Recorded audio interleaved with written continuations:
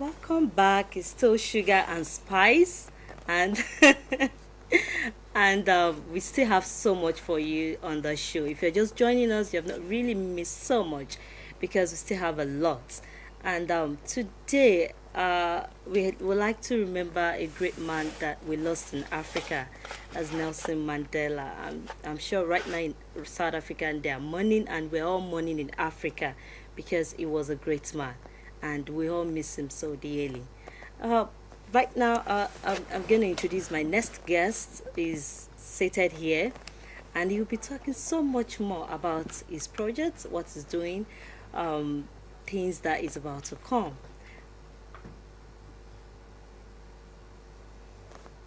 Well, today in the studio, I have with me Mr. Dotun Taylor. Good afternoon. Good How are you? afternoon. Yes, I'm ma'am. fine. Well, let's take a short break, and I'll be right back with him.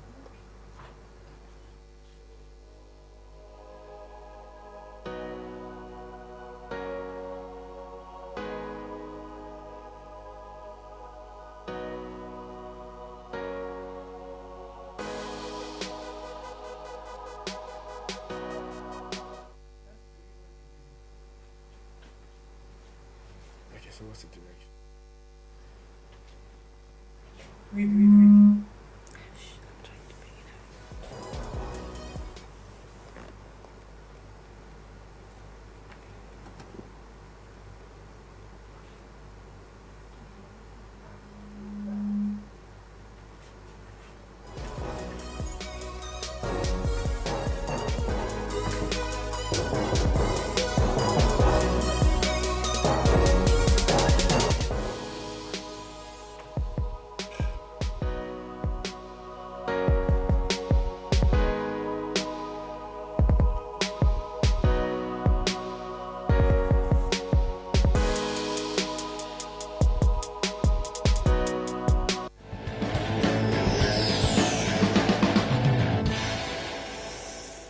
Welcome back. It's Sugar and Spice, and I'm here with Dotun Taylor. Welcome to the show, Good Dotun. afternoon. Good Welcome. I feel afternoon. very at home because I started the whole career on television Oh, presentations yes. like this, so I feel good. Welcome and good afternoon to everybody. So let's talk about you. I know you're a voiceover artist, you're a director, you are so many things. You're so many things. So, um, Looking at those how does it photographs, started? looking at the photographs that I Yes. saw there, I asked myself that, was that me? How it all started, I think because I was born into the home of creative people. My dad was a TV presenter, Oh, still a really? director, TV producer. John Taylor, he worked at NTA all his life. So I grew up around television, being told, okay, this is how to call these words, this is how to say this. So I was made to watch a lot of films from The Sound of Music to Coming to America and made to pronounce things after them, And I grew up being in there to television, so naturally I started doing stuff that had to do with film and television. Then how I got into voiceover, I would say I stumbled into voiceover. Oh, really? Yeah, I left the university and I went to the film school in Jos, came back and I really was burning, wanted to be a filmmaker. So I met with some of my friends, the Ojojolu brothers, who shot the film Odudua. What did you do? You Yes, know, I and remember. they said to me, we've been chasing Jimmy Sholanke for so long to do the narrative voice on Odudua. And one evening, like young men, we just said, let's hit Clean Studio, Mr. Taylor, you can do it. So in year 2000, we went into the studio and I went, Oduduwa's children traveled a great distance. Maybe I was trying to mimic Baba Jimmy Sholanke or not, but I reckon that when the film came out and we were playing it at the cinemas, people would say, "Oh, that is Jimmy Sholanke." I would say to them, "No, that is Dr. Taylor." And they say, "Oh, you sound so good." So I thought, okay, fine. I, I, I went on doing voiceovers. I started doing Did you adverts for my actually friends. go train yourself as a voiceover artist when Well, you discovered that? training sometimes could be quite formal and informal. So Yeah. yes, I trained myself just like every artist who would stand in front of a mirror and begin to do gestures. I catch myself talking to myself alone even when I'm driving. I hear adverts and it says, "Good for you," and I'm saying, no, it's better be good for you. something. So I would train So you ourselves all started the doing time. that to yourself. I talk to myself a lot. Okay, so Yeah. that was how you trained yourself But properly. apparently, somewhere along the line, the biggest training after university, youth service, and the rest, I served with NTA in Jos. I worked on soap opera called Crucible. So, of course, and I believe that NTA is one of the best training ground for anybody. So, I was here for like 2 years. So, I did presentation with NTA, and like I said, I went to a film school. I wasn't trained in presentation, but training is informal. I looked at James L. Jones, the guy that played Eddie Murphy's father, and I Yes. said to myself that when I'm an adult, I want to to sound like him. So I started working my voice in that direction. But mind you, almost everybody in my home sounds like this. My brother, my father. So maybe So it's still the, hereditary. the voice is a natural gift from I God. think it is. I think so. So you didn't do anything to enhance it. But talking about learning, maybe my father sounds like that, so I like it, and I sound like him too. Then maybe my brother likes the way he sounds, and it sounds like him too. Okay. So that's training too. Growing Okay. up in a home where I- they do similar stuff. Okay. We have to pause. Okay. So let's take a commercial break and then we'll be right back. Years in 100 words.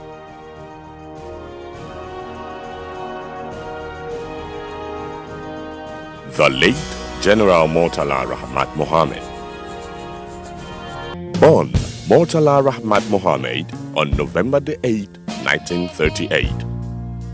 Married to Ajoke Rahmat Mohammed and became the military ruler also known as the head of the Federal Military Government of Nigeria on July the 29th, 1975. He was assassinated along with his ABC, Lieutenant Akintode Akinshenwa, on February the 13th, 1976, when his car was ambushed en route to his office at the Dan Barracks, Lagos.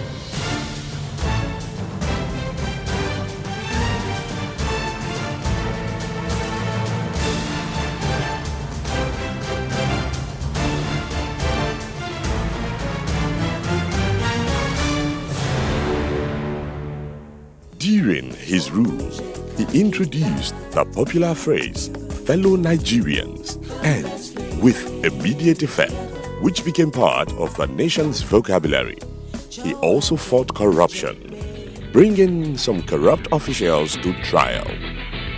In recognition of his numerous contributions to the country's economic growth, he became the first Nigerian citizen to have his portrait appear on a Nigerian currency note, the 20 naira note. His plan to orderly transit to civilian rule was completed by his successor, the Chief of Staff Supreme Headquarters, Olusegun Obasanjo, who handed over power to Shehu Shagari on October 1st, 1979.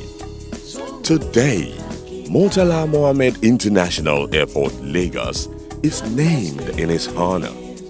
Nigeria is a blessed nation.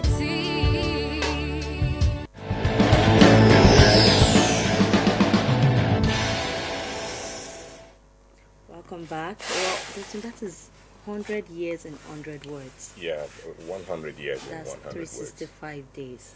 Yeah, what we plan to do with 100 years and 100 words is a set of 365 episodes of 5 minutes of the kind of things you have seen. For instance, this is Murtala Mohammed. Yeah.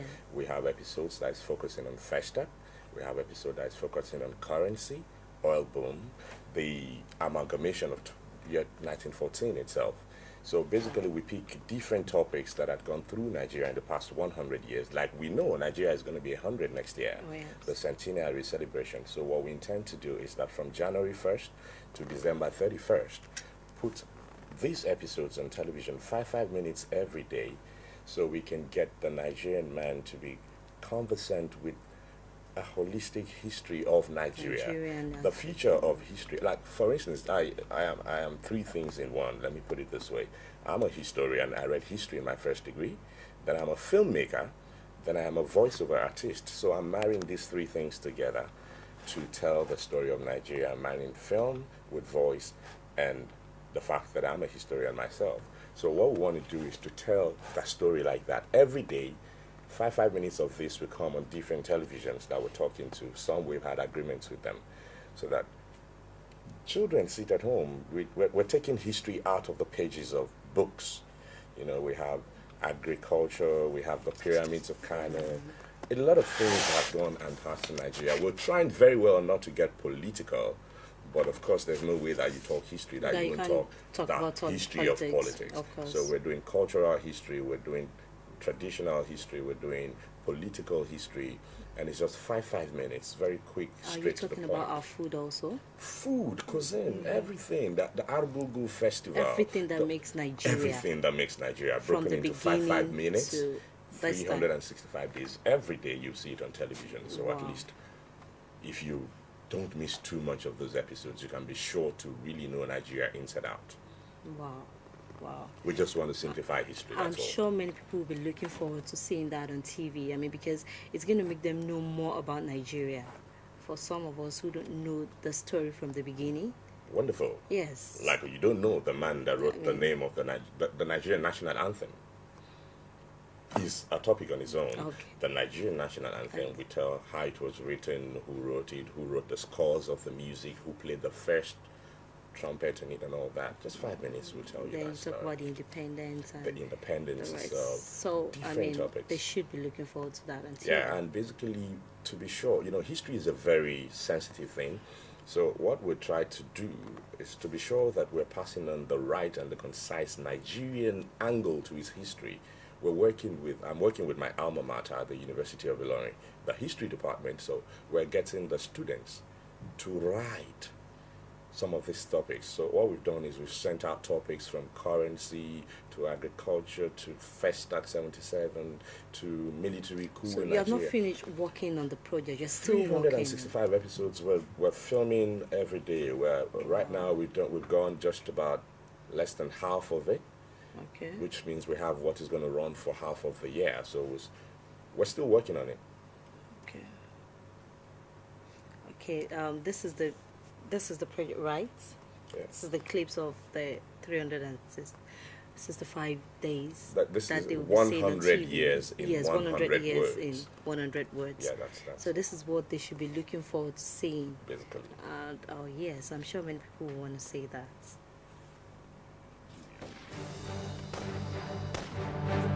Okay.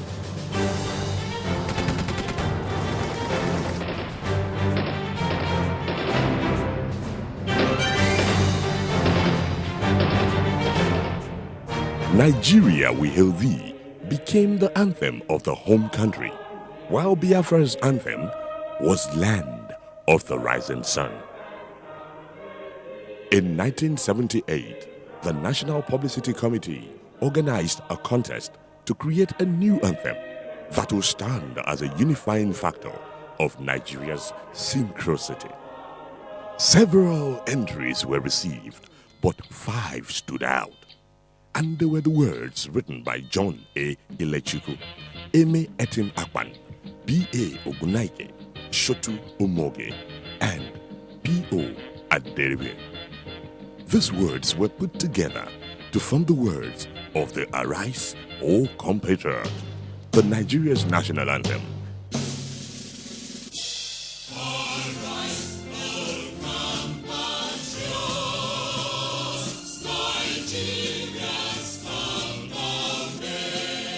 At that time, Nigeria was under military rule, and the music of the anthem was composed by the Nigerian Police Band. Benedict Elide Odesia was the director of the band.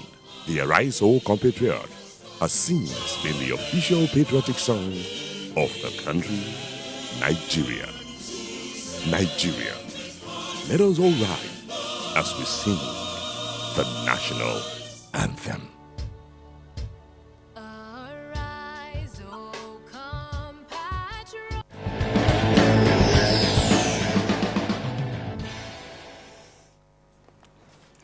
Welcome back. You're still watching Sugar and Spice, and I still have Dotun Taylor here with me.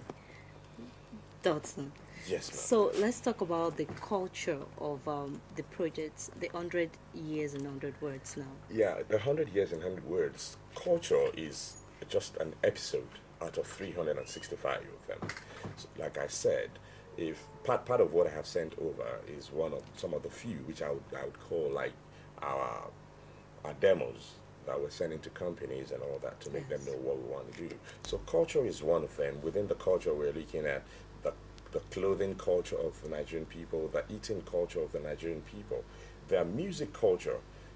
So that is culture on its own. But I want you to remember that afterwards, now we're still going to do episodes that is going to be music in Nigeria, clothing in Nigeria. So wait, when you're talking about the culture now, it's gonna be in different episodes. Yeah, sure. Let's say the culture episode can take like Yeah, like a series week or of a series of two, seven like, of them. uh-huh. The eating culture of the Nigerian which people, would be the a clothing different culture thing of on the a Nigerian daily people. basis. Exactly. Okay, let's see some of the culture clips now. Welcome to 100 Years in 100 Words.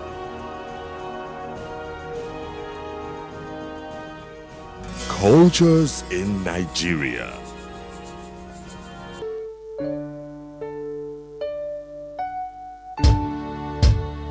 Nigeria is a blessed nation. Our culture is shaped by our multi-ethnic groups. The country has over 50 languages and over 250 dialects and ethnic groups. Nigeria is believed to possess one of the finest cultures in the world, ranging from cuisines, clothing, languages, architecture, hospitality, traditional music, dance, art, and much more. The three largest ethnic groups are the Hausa Fulani, who are predominant in the north, the Igbos, who are predominant in the southeast, and the Yorubas, who are predominant in the southwest. The Edo people are predominant in the regions between the Yoruba land and the Igbo land. This group is followed by the Ibibios and an Efik people of the coastal southeastern Nigeria and the Ijaws of the Niger Delta. The rest of Nigeria's ethnic groups are found all over the country, especially in the Middle Belt and the North. The Hausa tends to be Muslims and the Igbos are predominantly Christians. The Efik, Ibibios, and Ain people are mainly Christians. The Yorubas have a balance of members that are ardently of both Islam and Christianity. Indigenous religious practice remains important in all Nigeria's ethnic group. These beliefs are often blended with Christianity or even Islam.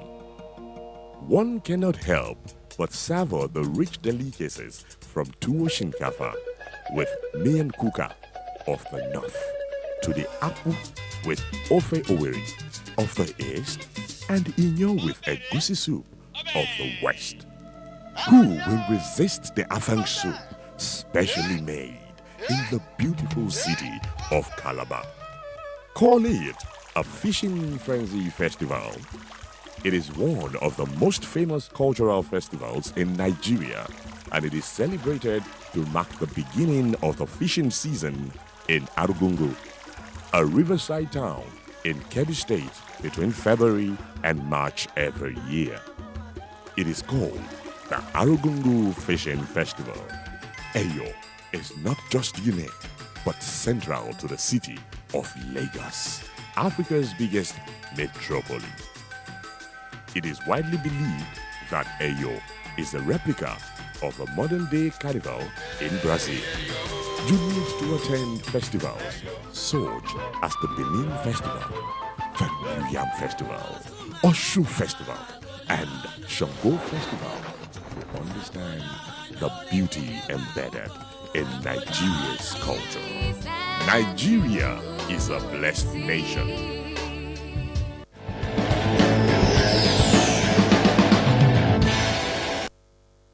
Now, we all know Nigeria is a cultured country. I mean, we are very cultured. I feel very blessed being I Nigerian. am too.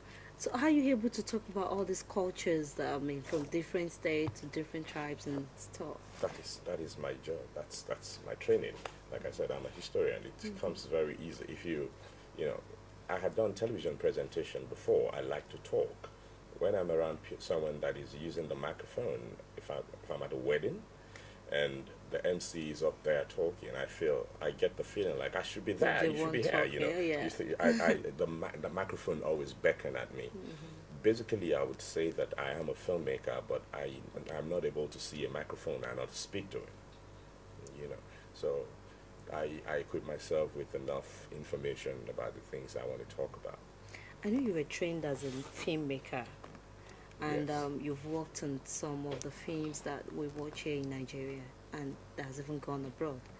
So, how are you able to direct film at the same time do other things as you still do? I'm a kind of person that believe very well that creativity is encompassing and it's uniquely single. I look at an artist, if he's dancing, I get the feeling like if you give him the chance, he could do tie and dye and batik, or he could draw, you know. So as an artist, I have delved into quite a number of things. People who don't like me call me jack of all trade, master of none. And people who like me say, oh, you do quite a number of things real good. Now, this is it. I have produced a film, 1,000 Miles. I have directed films for other people. Ibambajo is one of the most recent one by Bukola Oyemi, the girl that played Aruba. Okay. And in the very past, all the jobs, what I believe I do is that if you put together all the jobs of Dotun Taylor, then it will be able to define my philosophical point of view in life. So I'm Which a very is? cultural and traditional person, and I believe that one of the most beautiful things I could present to the world is from where I come from, you know. So I think I'm going to feel very honored to have 365 episodes of telling the story of Nigeria. I Apart from agree with putting it you. on television, what I intend to do, which I've planned, which I have talked to them, is I also belong to the Historical Society of Nigeria. So I intend to make it like I'm presenting the first large put together in one singular hard drive of the story of Nigeria in Nigeria. video. Yes. You know, because video is the future of history. There were those times where you couldn't put up video evidences in court. Oh, yeah? But now you could bring up Of video course you evidences can. because people would always refer to video and say, did it really happen? You know, there's a camera everywhere this day. I know you also talk about currency in the 100 years and 100 Yeah, years. currency is one of the episodes. Okay, let's see currency in the clips.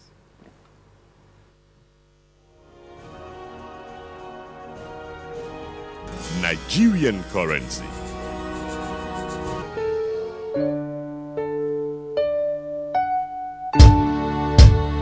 Nigeria has used various forms of currencies, including cowries and manillas.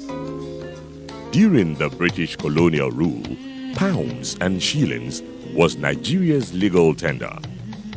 On July the 1st, 1959, the Central Bank of Nigeria issued the Nigerian currency note and coins, which saw the end to the West African Currency Board notes and coins, which had been in existence since 1912. As the saying goes, change is constant. The new government of Nigeria saw the need to change the legal tender status of the currency on 1st July 1962 to reflect the country's new status. The change also occurred in 1968 as a war strategy following the misuse of the country's currency notes. March 1971, the then head of state announced that Nigeria would change to decimal currencies as from January 1st, 1973. The major currency unit will be called Naira, and it will be equivalent to 10 shillings. The minor currency unit will be called Kobo, hundreds of which will make 1 Naira. The change that took place was a major one, and this involved both currency notes and coins. The major unit of currency, which used to be £1, ceased to exist. And the 1 naira, which was equivalent to 10 shillings, became the major unit. On 11 February 1977, after the assassination of General Murtala Mohammed, the then head of state of Nigeria, a new banknote denomination of the value of 20 naira was issued. This was special in two respects. The 20 naira banknote was the highest denomination to be introduced then, and its issue became necessary as a result of the growth of the incomes in the country. The 20 naira banknote became the first currency note in Nigeria bearing the portrait of a Nigerian citizen. In this case, the late head of state, General Murtala Ramahat Mohammed.